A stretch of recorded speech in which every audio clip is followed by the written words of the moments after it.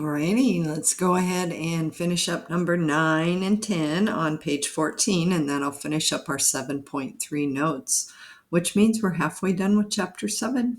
There's only 6 sections in chapter 7, so I hope everyone's keeping up with their Connect and doing the practice test problems as you go along each day. It'll be much easier that way if you just kind of set aside some time, watch your videos, take your notes as you watch your videos. Once you're done with that, work on your practice test problems. Once you're done with that, do your Connect. Every day, just like 2 or 3 hours of math, stay caught up, and it'll be so much easier than trying to play catch up right before the test. Because we do have tests 2 weeks in a row, if you noticed on your new calendar. So we have one the Thursday we come back, and then 2 weeks after that we have this one. And then I think 2 weeks after that we have the final. So it's going to be fast and furious. That's for sure. Okay, let's go ahead and finish these two. So we were at the point we said this one did not factor because there were no factors of 8 that add to 10. So then we decided to make it smaller to make it easier for quadratic formula. So we took out a common factor of 2, had this. We just written down what A was. A's negative or positive 1, B's negative 5, C's 2, and we wrote the quadratic formula. So now we're ready to plug. So opposite of B would be positive 5. That's why I said never say that's negative B. That is not negative B. It's the opposite of B. If B is negative, then it's positive. Plus or minus B squared, negative 5 times negative 5 is positive 25, minus 4 times 1 times 2.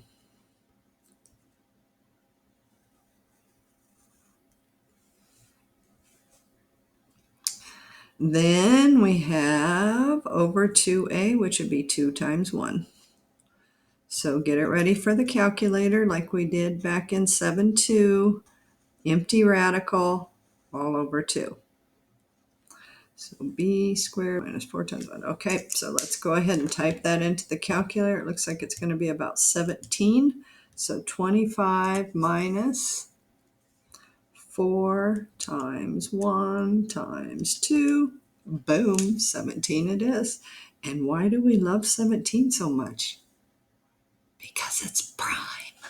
That means it can't be broke down. So guess what, folks? We're done. Write your 2 solutions. So nothing common. Oh, here I am again off the page. I'm sorry. I wish you guys could yell at me.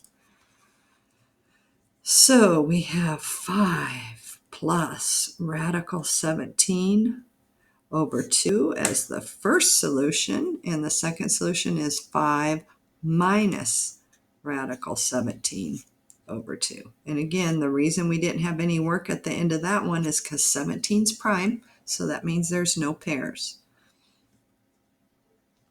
So let's go ahead and lock this off.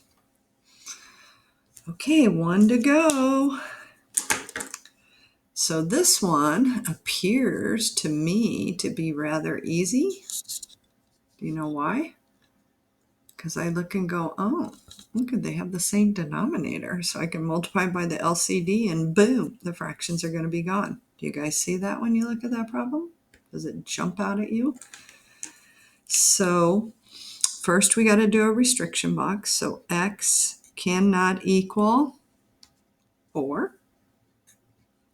Then we do our LCD, and again, you have to do these 2 steps anytime you have fractions with x's in the denominator. In the LCD, there's only one denominator, so that has to be it.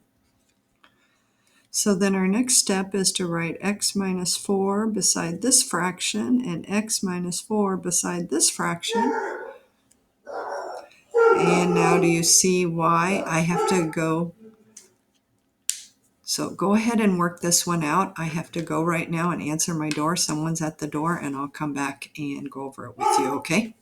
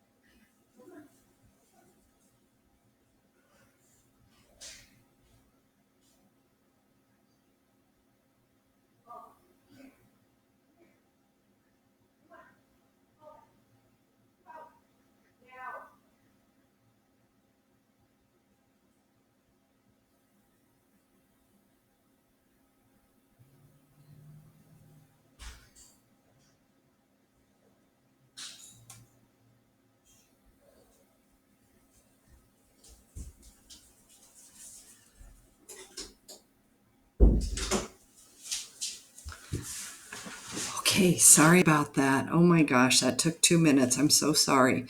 But if I shut off the video, then it just saves it. There's no pause, so sorry about that. Okay, let's keep going. Hopefully you had time to work it. So that's why I was saying this problem's easy. See how the x minus 4s cancel out? So your problem is really just the numerators, because x minus 4 divided by x minus 4, 1. So then we get 2x squared plus x equals 36. So that's a simple little thing, isn't it? So 2x squared plus 1 times x is x equals 36. So because of the x squared, we know it has to be set equal to 0.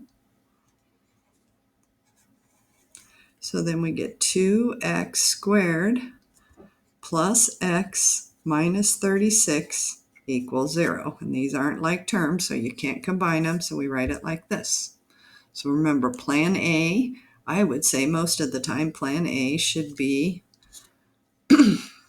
look for factoring. So what kind of factoring is this? I would say AC because of the 2. And we can't take a 2 out because there's not a 2 there. So are there factors of 72? 2 times 36 is 72. That subtract 2. Remember how I taught you in chapter 4 to put 1?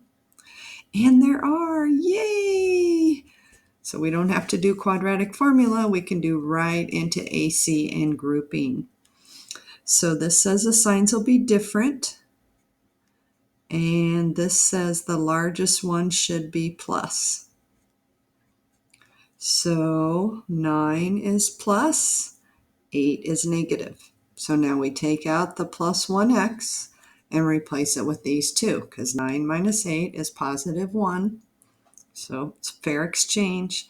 So 2x squared minus 8x plus 9x minus 36 equals 0. 9x minus 8x, still 1x. So we haven't changed the problem.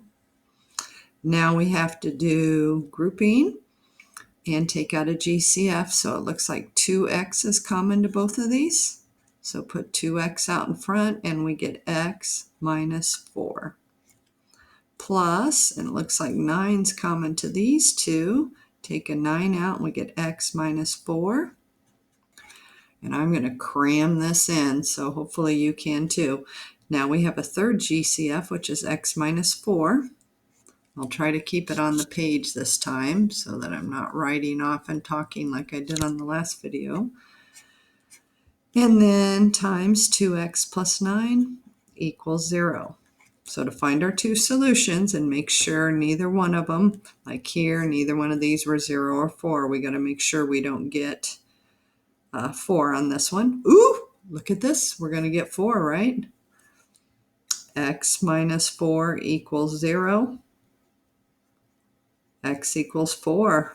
Woo! So guess what? Since it's in the restriction box, it's gone. So we did have two solutions, but since one of them was an extraneous solution, we have to throw that out. So that means this is going to produce our only solution. So if A times B equals 0, either A is 0, which gave us the extraneous solution, or B is 0. So to get our second solution, which will be valid because there's no way that's going to be 4, we set that equal to 0 and solve. We get 2x equals negative 9. So x is negative 9 halves will be our only solution.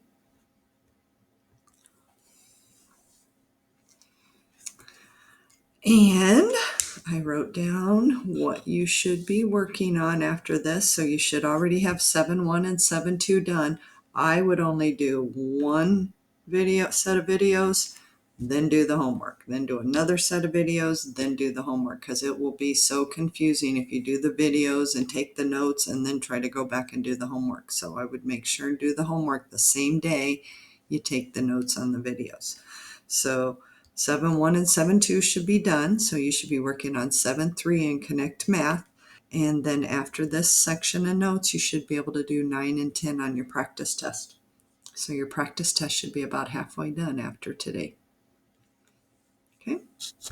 Okay, I'll see you on the next section. Happy mathing, guys. Bye.